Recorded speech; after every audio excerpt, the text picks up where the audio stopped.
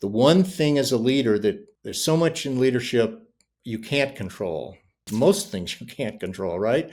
What you have the most ability to control is yourself. And you are the expression of your leadership. It all comes out through you. So the more aware you are of yourself, the more able you are to get a handle on yourself, you can become better and more strategic about how you show up.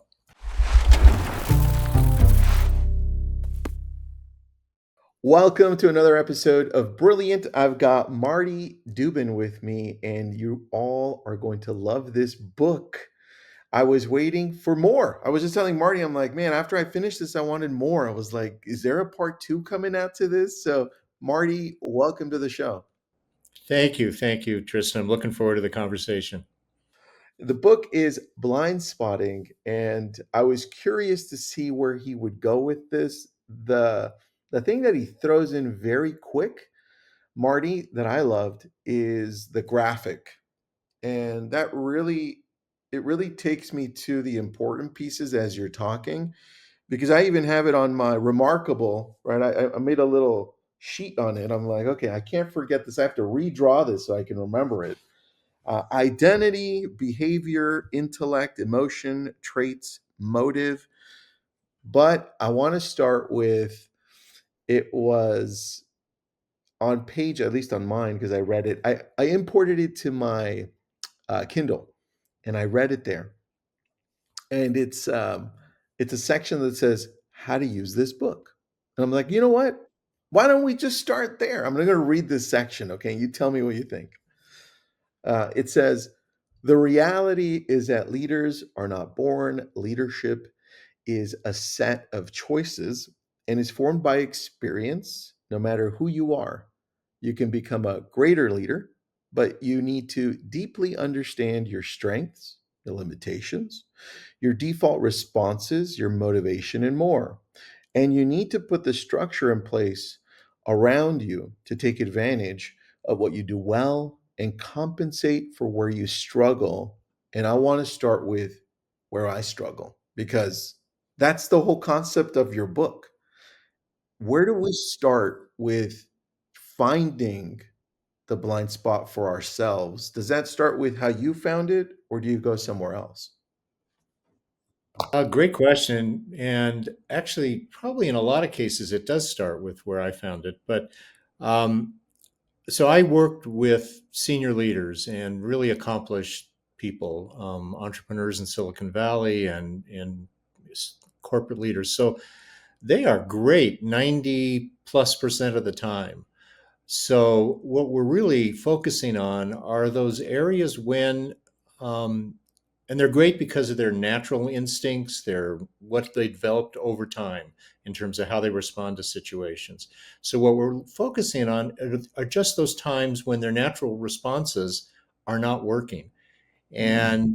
and we don't see it, right? We're doing what we naturally do, and and it works most of the time. And so what we first think when it's not working, when we have a problem with a situation or a person or a business challenge, is it's got to be the challenge, or it's got to be the other person, or it's got to be the situation we're in right now, which many times might be the right answer, but a lot of the time, and even when it is some of those other things, it's also a piece of it can be us.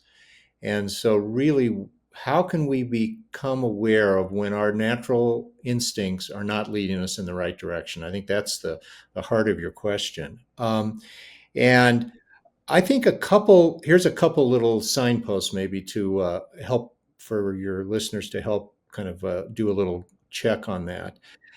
Clearly our emotions tell us oftentimes we start feeling frustrated, or we start feeling some other feelings, and so that's a good place to start with the why question. So why am I upset right now? Why am I frustrated right now? um, and that can lead, and we'll get into these other layers of the diagram that you mentioned. It may lead us to some of those places. It might lead us to a motive, might lead us deeper into our emotions. Um, so that's one. And the other one is probably where, to your question, it's where I first noticed it. And this is in our traits. Um, and when I would work with leaders, a typical thing is to do what's called a 360. You interview people around the leader and ask them, for feedback. And the feedback tended to go into two different buckets, like what are the person's strengths and where can they improve. And I used to look at that originally as just two separate things. And then I started to realize they're often two sides of the same coin. That those strengths that the leader has, again, work 90+% of the time, but there are times when it tips over and becomes a problem. So here's another hint of where people can begin to look at where they might have a blind spot is take your strength, you're confident, or you're decisive, or you're well organized, or you're creative, and add the modifier TOO in front of it. What does it look like when you're too organized? What does it look like when you're too creative? What does it look like when you're too decisive?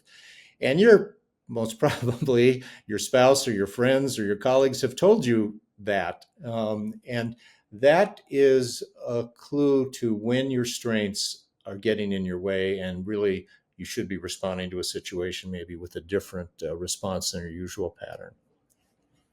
That's awesome, man. You simplified that.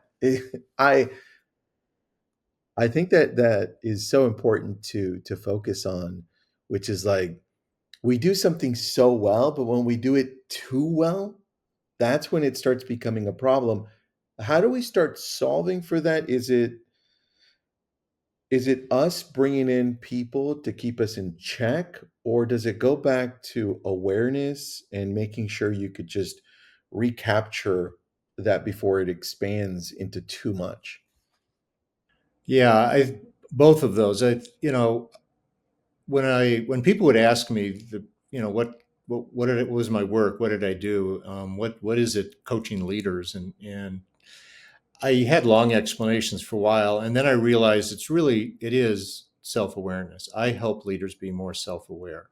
So that's what we're striving for here is self-awareness. And so that's the North Star. And so then the question really is kind of how do we begin to get there? And your point about having listening to what the feedback other people are giving is really key. And that's a super hard challenge for really accomplished leaders as they've risen in the hierarchy. I had one leader tell me, he said, every time I got promoted, because of the power imbalance in the relationships, less and less people were comfortable telling me honest, candid feedback. And he said, Mm. by the time I got to CEO, the only people were telling me when I screw up was my wife and kids. And so that's the challenge is creating an environment of feedback, a culture of feedback, a culture of openness, and be listening for it when it's coming your way, so you can begin to start to put some of the clues together.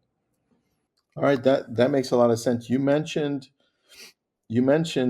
earlier, right when we were talking about natural instincts, Hmm. you're mentioning why sometimes they don't work, even though they got you to where they got you, right? Right. Then they start kind of going against you. What are some ways that you've noticed that that happens more often than not? Because my concern was, okay, the very first thing I went to when I was reading this was like, okay, where am I screwing this up, right? Because I need to find this. I need to be more aware, right? Where do you Yeah. think leaders mess this up the most? Um, we are, I think, by nature pattern seeking organisms. We look for patterns to solve problems, to know how to get along in life. And so, what I'm talking about really is just kind of like an error in the system. These aren't judgment calls. Nobody's, it's just how we're built. And we have biases, we have ways of looking at the world, and those serve us. But if you think about it, they also filter out a lot of things, right? If you begin paying attention to something because you've seen patterns there, then you're also excluding other data. And so that's a piece of this is how to kind of still do that, but I think it's a practice to develop the ability to be observing of yourself while you're interacting. And that's the practice, that's the discipline, kind of like in those cartoons we watched as kids where they're, the other part of you is the angel and the devil, but not so much in a judgmental way, but getting outside yourself where you're actually looking at yourself. And as you're in an interaction, and it's and when it's not going well, when you have that instinct that something, we're just not clicking or something's not working, so start asking yourself, what am I feeling? What I think that other person's feeling? What am I driving at? What do I think that other person's trying to drive at? And Mhm. why is it just not clicking well? Then that and then what is there about me that I can begin to adjust, to kind of make things better? From all of your coaching, consulting, and being with leaders, have you noticed that it's more natural for leaders to not see their own biases or to actually see it and then want to correct it? What's more natural? I, as psychologist, I was trained on most all characteristics are distributed in a natural distribution, a bell curve. So I think self-awareness, that's been my experience. There are some people I've worked with that are extraordinarily self-aware, and they just want to be even more so. And they call me in. One request was, can you do 360s on my leadership team? I want to make even these are leaders that are doing really well. I want to make sure I'm aware of what's going on. So, Wow. versus other leaders who I often are brought in by somebody else who says, so and so needs some help. And often the first place is beginning to try to create that sense of curiosity about themselves. And it starts there. It starts with that self curiosity. The if you think about coaching, where does that come from? The term, it's often from sports and athletics. And every athlete, elite athlete, wants to get better. They're already at the 99th percentile and they want to get even more so. And so they are looking for feedback, right? And that's going on all the time. I mean, the higher you go as an elite athlete, the more coaching you get, the more videos you have of your performance. Everything is evaluated. And I think it's that for business leaders, it's that sense, or leaders in any sense, of getting that kind of approach to life. Like, I can get better. I just need feedback so I know what to correct. I feel like, and I just thought this while you were talking. Okay, so you tell me. I feel like leaders in businesses and athletes seem to want to get better from what I see, right? Athletes are always like, hey, I need to hire a coach for this, a coach for this. Leadership too. But from what I see out in the media, I'm not sure that that's always the case with politicians. What's your experience with that, man? And I just Yeah. thought of that. So I don't know where you want to take that. Yeah, I've not coached any politicians, so I don't know if they do have, really trusted advisors that, when the doors are closed, they are getting really candid feedback and are looking for that, and then decide what to do with it in terms of whether they change their presentation of self or not. So I don't know that, but I do think I will go there a little bit with you. I do think there are leaders out there that we all observe that have tremendous strengths, and Yeah, we for just sure. watch them and they overplay the strength. You can just see it. It's like, well, they Mm. were great over there. Why did they move over there and do the exact same thing? It worked in one situation, it doesn't work in the other. We all can see that, but they're somehow positive feedback. The concept of a feedback loop is it giving you information about what to do. Positive feedback basically says you're doing great, do more of it. Um, so so that's good until it isn't, right? Negative feedback says you're having problems, make a correction. So I think that's what we're talking about, is being open to feedback. There's another area we can get into at some point. In one of my chapters, I talk about knowledge acquisition. I think it's a how do you acquire knowledge, and which means how open are you to knowledge about yourself and other kinds of things. And I certainly have seen leaders who have just tremendous skills at knowledge acquisition, and others that are fairly closed off. Well, let's go there right now. Knowledge acquisition. The very first thing I think of is Charlie Munger. He would always say, "I'll go to the actual knowledge base, like books, reading, right? Being with people you can learn from, that type of knowledge, and then putting it into play. um, by having these experiences and then having wisdom. Where do you think we start with acquiring knowledge? Yeah, I think about it as a if you think about a two by two, four squares like a window pane, and in the top left is we know what we know. That's our comfort zone, our subject matter expertise, and then to the still up on the top, the other pane is we know what we don't know. I need to learn more about X, Y, and Z, and so that is kind of a emotionally a comforting area. The don't know might be a little anxiety producing, but you know what to do about it. The bottom two panes, I think, is where we're really talking about here. This is where it's harder. You don't know what you should know. Bottom left pane, bottom right pane is even the hardest. You don't know what you don't know. So developing practices in for those bottom things that bring in information that you won't naturally come across. Like I said, we look for patterns, and so we have filters, and so we're filtering out information. I mentioned the book is very story driven, and there's one I talk about one leader in the story that I realized after I was coaching him for a while how unbelievably good he was at knowledge acquisition. He was a leader and CEO. And when we met, I'd walk around with him. That's kind of how he wanted to do our work together.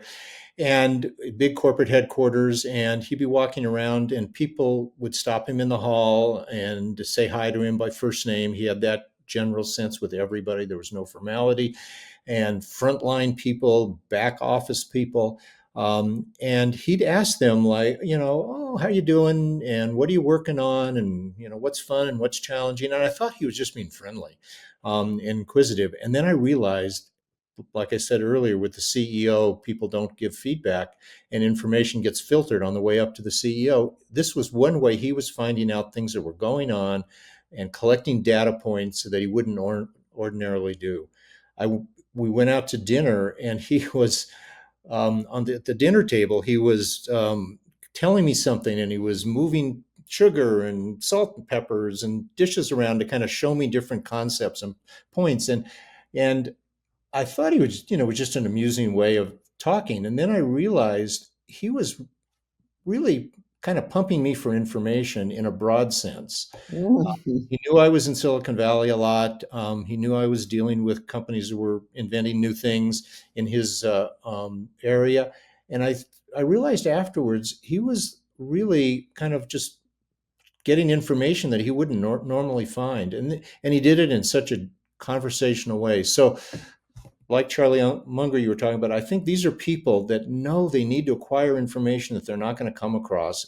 And how do they set up their network, their conversations with people? How, as a CEO, do they behave in inquisitive, almost naive ways at times to Mhm. and ask questions that allow, and they're comfortable not having to know all the answers and gather all that kind of information.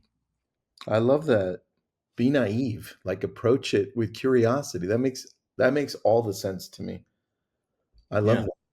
So when it comes to you, can you tell me the moment you first spotted one of your own blind spots? How that changed your coaching style or even how it got to this book? Yeah. So my career was first I'm a clinical psychologist by training. My career first was as a psychotherapist, and then I started a healthcare business with some partners, and then built that up quite large, and we sold it, and then ended up as a business coach for the kind of latter part of my career. And I I looked as I started to coach people and understand these concepts.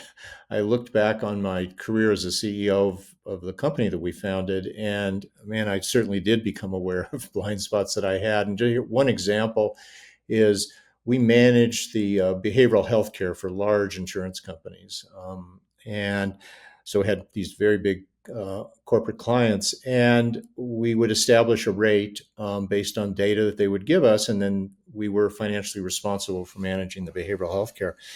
And with one company, a very large contract that we had, we realized at some point that they had given us bad data to Mm. bid the contract, and so. a trait.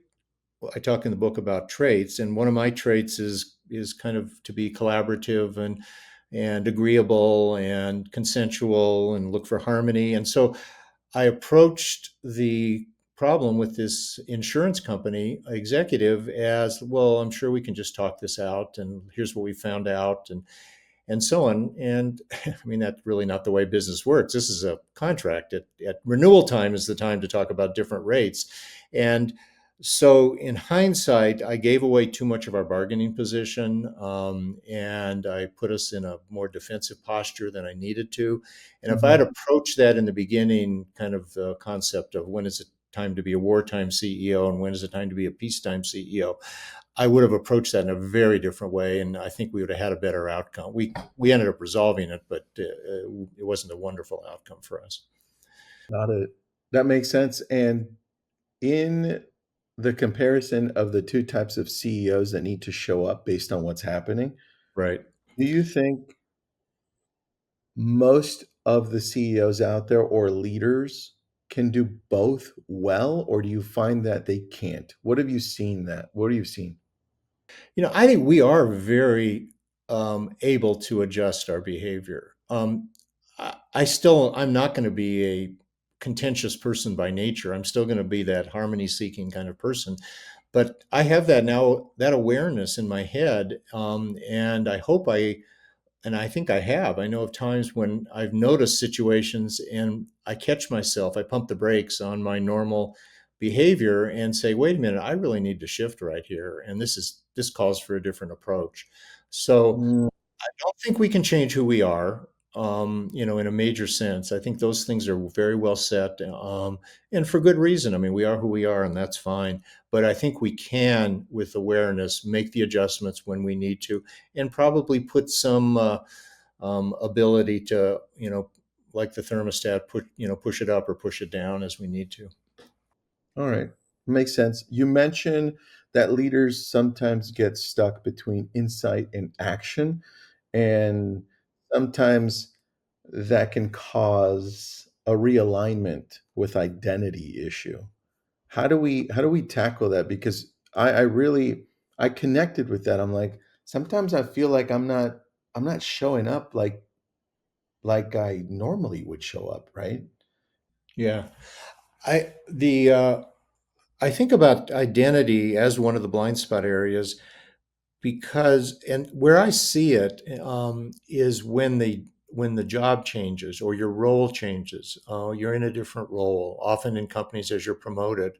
Um, I saw this with entrepreneurs. When they'd have their idea, and then at some point it actually becomes a business, and they're successful. The product's selling. It's a very Mhm. different role at that point, and so sometimes we don't shift our identity with the shift in the role, and we still are behaving and identifying ourselves in that past kind of behavior that fits with the role that we used to have. So Mm. it's a misalignment between your identity and what the role requires. Is I think the blind spot. And one key to see if you've actually made that shift is in the past, in the previous role, there was probably things that you liked about that role. And if you don't feel some sense of loss and grief about, oh, darn, I'm not, I now am leading other people, so I can't be the subject matter expert in marketing or whatever my thing is. And I need to kind of not do that as much. There should be a sense of, darn, I wish I could do that at times, or you find ways to kind of still hold on to that, but be aware of when that is getting in the way. And your job is not to be the chief marketing officer anymore, if you've now become the CEO.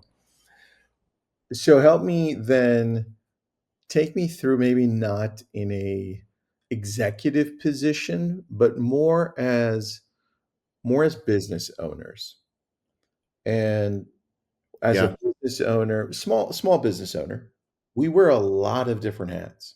Yes. And the challenge is that I feel like the identity, because of the roles we play, depending on the day and who we're talking to, have to change often. So how do we deal with that situation better?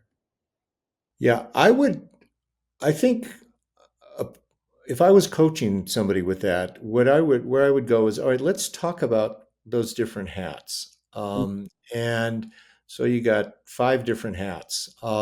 Let's talk about what the role requirements are for each of those hats. What is success when you put on that hat? What does success look like? What do Mm. people need from you? What can only you do in that role because of that hat you're wearing at that time? Um, and let's go through those in a really kind of objective way. And now let's have begin to do an audit. You know, are you doing those things, or are you, as you kind of indicated, taking one of your identities from your previous hat that you were wearing earlier in the day, and you're still doing that?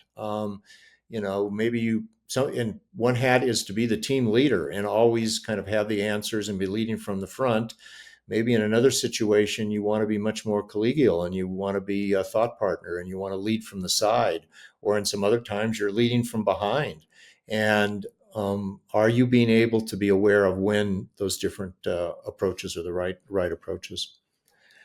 That's a dude, that's a good response. You put on your coaching hat right now? Yeah, You thank just you. coached me on that. That was good. Good response, man. I love that. Let's go back to the circle. I'm Yeah, looking at it now. We've got identity at the top. By the way, it looks like a Pokeball, Pokemon, just so you know. Okay. I didn't know you didn't want to know that. You've got identity at the top, behavior at the bottom, and then another circle in the middle, well, towards the middle part of it, emotion, intellect, and traits. But at the core of everything is motive. Can you talk to me about motive? And then I'd like to go to emotion, traits, and intellect. Unless, sure. unless you want to go a different route with No, this. no, that's fine. No, that's great. And so to get the listeners to get the Pokemon out of their head. I think about this as three concentric circles, with Okay. a one circle on the outside that has two things in it: the behavior and the identity. The circle in the middle's got the trait, emotion, and intellect, and the circle in the center is the motive. And um, I sent an early copy of my book to a colleague, and I knew I had to come up with some design, and I just was struggling with it. This is just a side note here. And she said to me, she says, well, another executive coach, she says, well, when I'm coaching people, these are great, these six areas. She says, I need to be able to draw it on a napkin in front of them. Yes. Yeah, exactly. So that was my challenge. You know, is it a hexagon? What's the shape? So the shape is the ring on the outside is where we're able to access the most. We have more awareness of our behavior and our identity. Mhm. Identity is the name tag we wear, you know, and so we can somebody says, what do you do? Who are you? We can talk about that. Our behavior is for us and everybody to see all the time. So, but if we go to where you want to go to start here in the core at that motive, that's the hardest one for us to see. That's the engine of the machine, if you will. That's what's driving us to do things. And sometimes we're pretty aware of, you know, these are the why questions. Motive is why. Why are you doing that? You know, why is that important? Um, so sometimes we can answer that question. You know, our partner, spouse, whatever says, "Why are you doing that?" And we can answer it. And sometimes we can't. Sometimes we're a little confused, and we don't just have single motives. I mean, probably the only time is fight or flight when things are that dire. Do we have a single motive of what we're going to do for survival? But most of the time, there's multiple motives going on. So that's the challenge. The challenge is trying to tease out what the motives are. And to give a start on this, there was this organizational psychologist that from Harvard, that this goes back probably 30 or more years ago, that talked about three needs, three motives in business: the need for power, the need for achievement, and the need for affiliation. And so that's a place to start. We're probably all, you know, sorting and balancing those motives. Probably at a default, one or more of those are more important to us just based on who we are.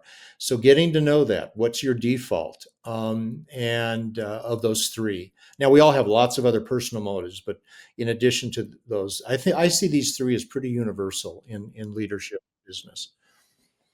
I see that. I definitely do. When I was digging through, I was reading, by the way, and thinking, I'm like, motive, motive, motive. I go, I couldn't help, and you tell me if you found this happens more often or not. Some of, and it's hard to talk about because I'm like reflecting, right? I'm like, some of the stuff I do, Marty, is envy driven. Like, I'm like, wait a second, why is that person succeeding? Shouldn't I be? Am I not doing the same things? Like, what is going on? And then all of a sudden, I notice the motive changes. It's like, am I doing this for the wrong thing?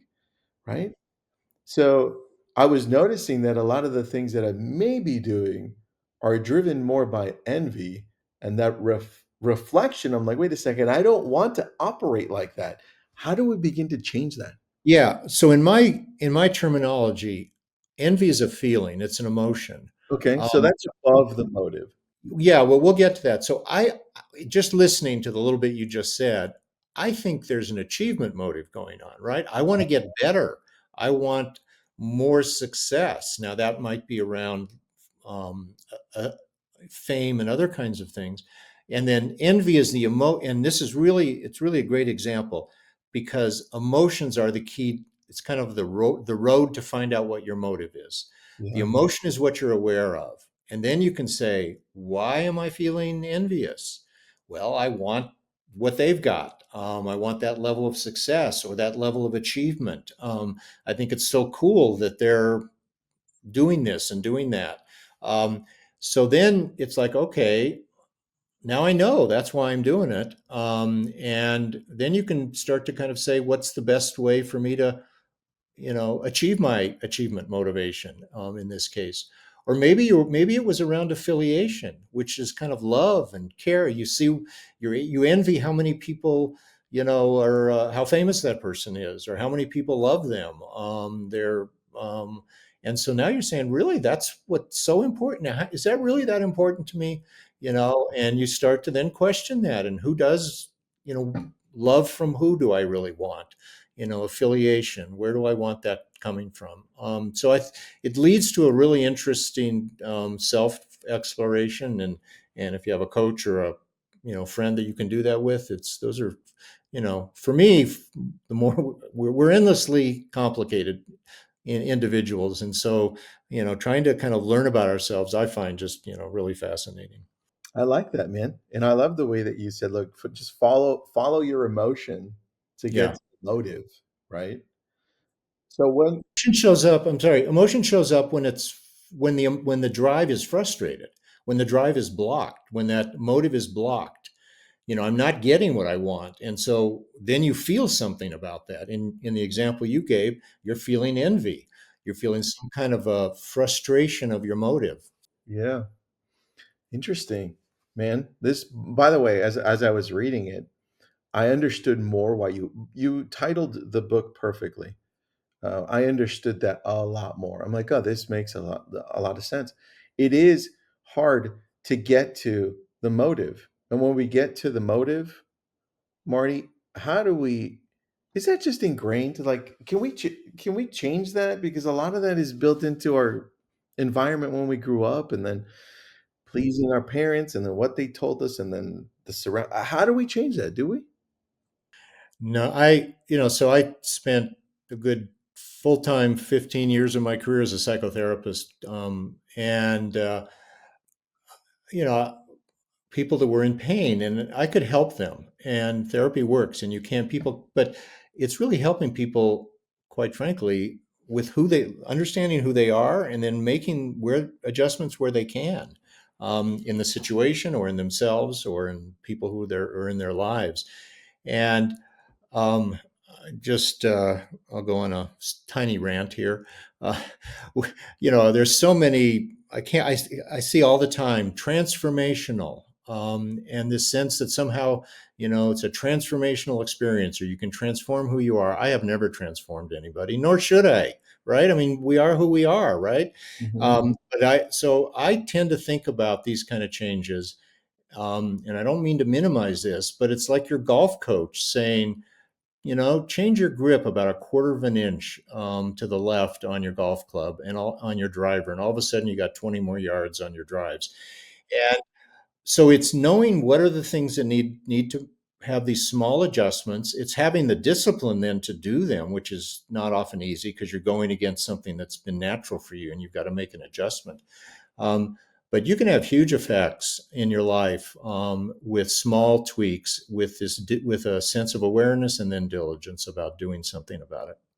I'm thinking, or I'm envisioning, as you're saying, that these small adjustments, I think small adjustments over a long period of time Right? make a massive difference on a graph, You right? got it. That's how I see it too. Interesting. So it takes time. It takes and consistent effort, like everything else. Yeah, right. That's why it fits with sports. I mean, it's the same kind of thing, right? Yeah. All right. Take me through some of the best successes you've seen where people make these changes and how it's helped them be either become more aware or even start changing slightly how they see the world to make it better for themselves and the people around them. Sure. Um, so here's in the emotion part of the diagram. So Okay. I had an executive come to me, and we were working together for a while, and she came in, and she was aware that she had some relationships. She really was very emotionally or interpersonally skilled, so she was really a good communicator in relationships. But she had some relationships that were just sour, and she'd meet somebody, and fairly quickly it'd fall into the sour camp or the good camp, and she wasn't quite sure what was going on, and so we started to try to peel that back and figure it out. And she was aware that the relationships that she had problems with, she really was. She found herself. She was very angry with those people, Mm. um, and it would happen pretty quickly. And so so that was a beginning awareness. It was an anger emotion, and then the next awareness was it was when she was with people who she felt treated her like she was dumb and were talking down to her, Ah. and that was the trigger, and she would become so angry that she literally said, I can't think straight. And so at that point she says, well, how can you make me not angry? And I said, whoa, whoa, whoa, whoa, I can't make you How not can you angry. make me? Okay. How can you do it? I love that. Yeah. And I was like, I'd be angry if I felt that too. If I felt somebody was talking down to me. So the question really is, how can I be less angry? How can I be more in control of my anger when I'm aware of it happening? And so that's the first thing. And so I said, and so I was thinking, and this is where sometimes coaching is trying to think out of the box. I was thinking like, all right, right now she's thinking of almost like I got to push that anger down. And so I said, I have to help her think about that anger in a different kind of way.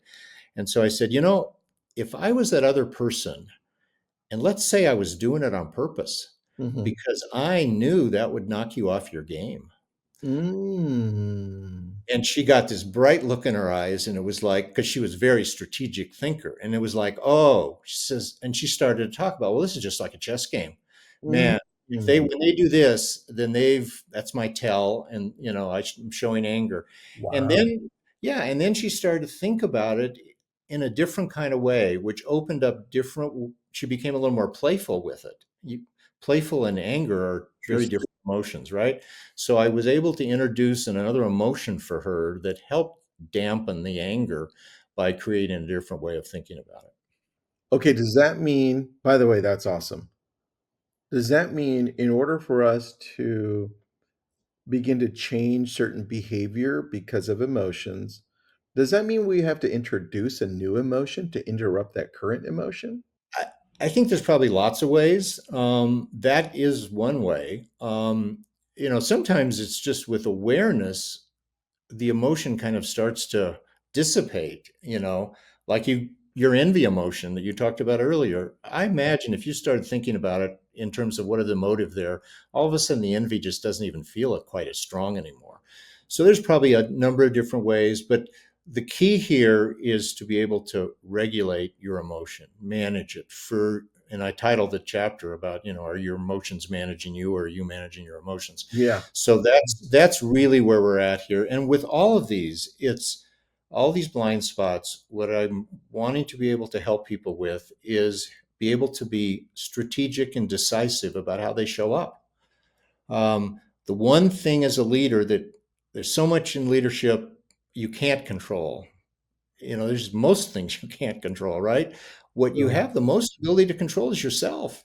So, and you are the expression of your leadership. It all comes out through you. Everybody, so the more aware you are of yourself, the more able you are to get a handle on yourself, you can become better and more strategic about how you show up.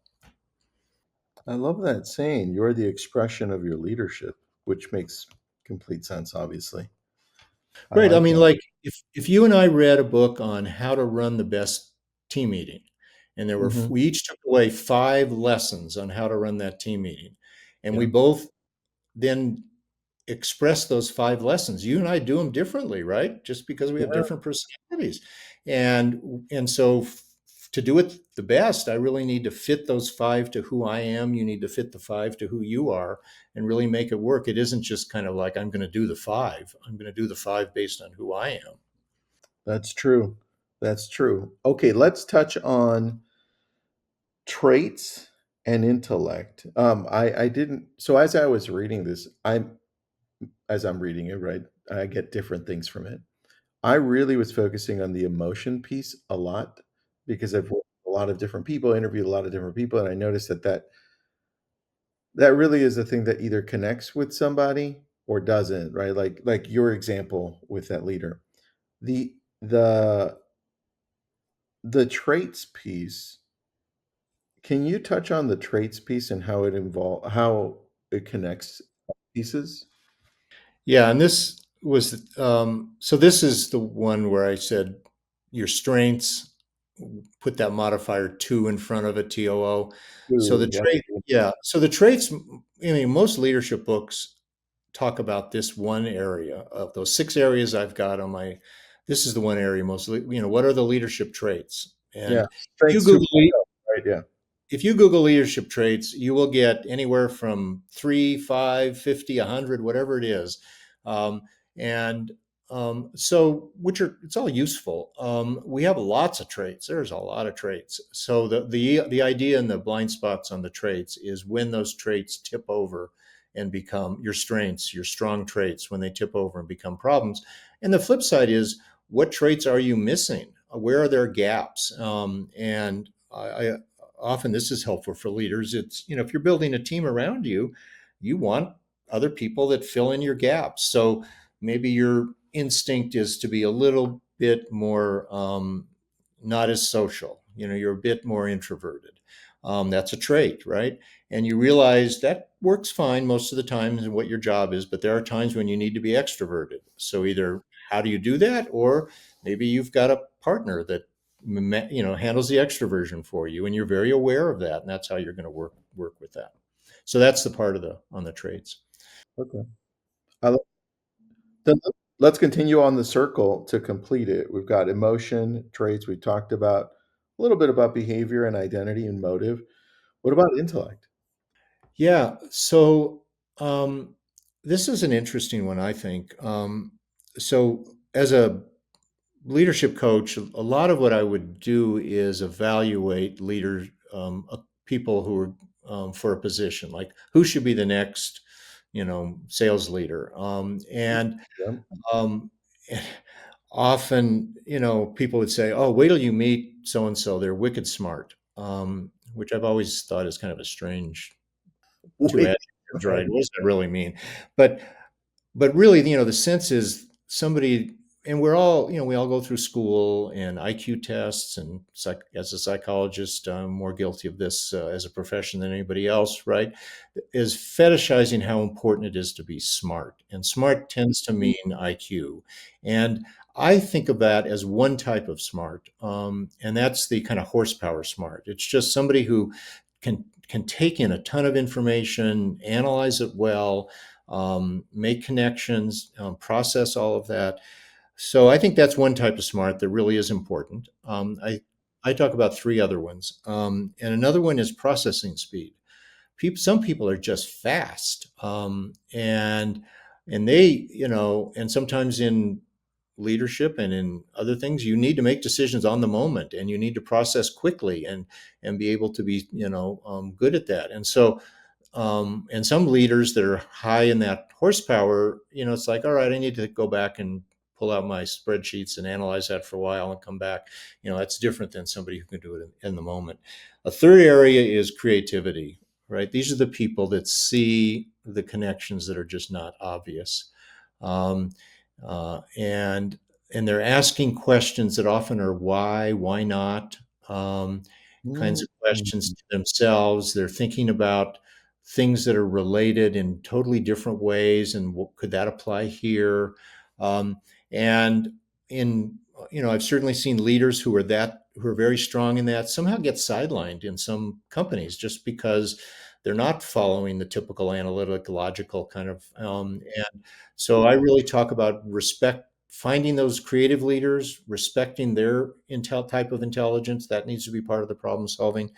And then the fourth I've seen in leadership, and this might be a little more of a catch-all, are people that are street savvy, kind of have street smarts, is how I think about it. A colleague of mine talked about this as people whose heads are on a swivel. They're just always paying attention to all sorts of things that are going on all around them, and they're taking in all sorts of bits of information, and they're seeing things that other people who are following the logic and the raw kind of horsepower analysis are missing. These are people who clearly have a good emotional EQ, emotional intelligence. And so I would, you know, I would advise people, your listeners, to think about where are they strong in those four areas. It's a rare person that is super high in all of those. And know where your strengths are, but know, again, not to overplay them. Know where I need the creative person here. I need the street smart. I'm going to bring in, so and so because they've got great street smarts. Make sure that the way I'm thinking about things logically and analytically, that I'm not missing something. So that's the blind spot area around these different kinds of intelligence. You could have, by the way, I loved that part, that whole part. You could have made a whole different chart for that and then expanded on that more because I was like, this is good. Well, I'll tell you, this one is just kind of intuitive for me. I'm not a researcher. I would I'll tell you a hope from my book. To your point of, I would love if my book sparked 100 PhD theses or research projects. I think there are a lot of ideas in here that come from my experience, but they're not well tested out in the research literature. So yeah, I'd love to see a bigger chart on the intelligence. That was good, man, on the intelligence. Where do you think you fit in on the intelligence? But what would be your strength? Because that's what I was thinking for me. But what would be your strength and then your weakness? Yeah, I'm very high in the creative part. I think I'm pretty high on the horsepower. I mean, I did well in school and obviously went far in school. There clearly were a lot of farther you go in school, you realize how much smarter some other people are, and I certainly saw that. And and processing speed, probably maybe I'm more in the middle. And street savvy, I think I'm good on the emotional intelligence, but I had a pretty comfortable life growing up, middle class life. And probably if I would have had a more challenging life, quite frankly, not that I would have wished that on myself, but I probably would be even more street savvy. I would think I would have had life challenges earlier that I would have had to solve. And I think people who have done that, you know, people grow from challenge, and people that have had disruptive childhoods, some people come out of that with just tremendous skills that I think are in the street savvy part, that they really develop a sense of all of that. So I'm aware of bringing I need some processing speed people. I had a colleague when we would do work together, she was just so much quicker than I, and I could when we're consulting to a company and a leader, we were a great team because I could sit there and be thinking a little bit more and looking for those unusual kinds of things. And she's carrying the conversation and rapid fire quickness. And then I could make a comment that people would go, whoa, I hadn't thought about that. And then we'd go off in another direction. I love that, the dynamic, and thank you for that. All right, what would you consider to be, because you've read a lot, so, and I'm assuming you still continue to read. What would you say are your like top two or three books that have created the basis of your growth and how you see the world? Do you have those? You know what? I tend to read for pleasure, I think, and curiosity, and probably not surprisingly, as a psychologist, I read a lot of biographies. Oh, Yeah, and so I think that I hadn't really thought of it till you just asked me, but I think that's where some of this happens for me. Reading about some interesting person and how they solve problems, how they led their life, their challenges, good and bad. I think gives me, and really great writers are able to just describe that in a way that is, brings it home. I think that's where my learning comes from. hmm.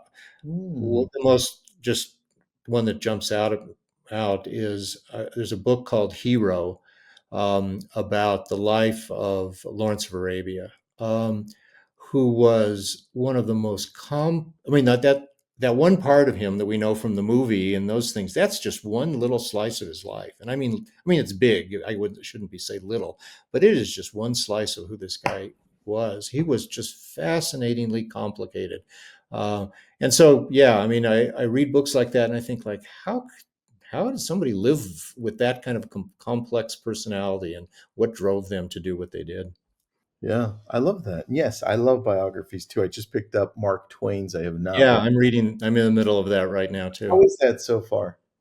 It's fascinating. I find that I read it and then I put it down for a little while and then I pick back up. I mean, his life was, and he was such a character that Yeah, I it's just, know. That's amazing. there's so much. All right, Marty, thank you so much. Everyone, please pick up the book, Blind Spotting. It's a great book, easy read, but you're going to have to go back a few times because the concepts are deep and it'll get you thinking just like it did for me. Thank you, Marty. Appreciate this. Thanks, Tristan. Love the conversation.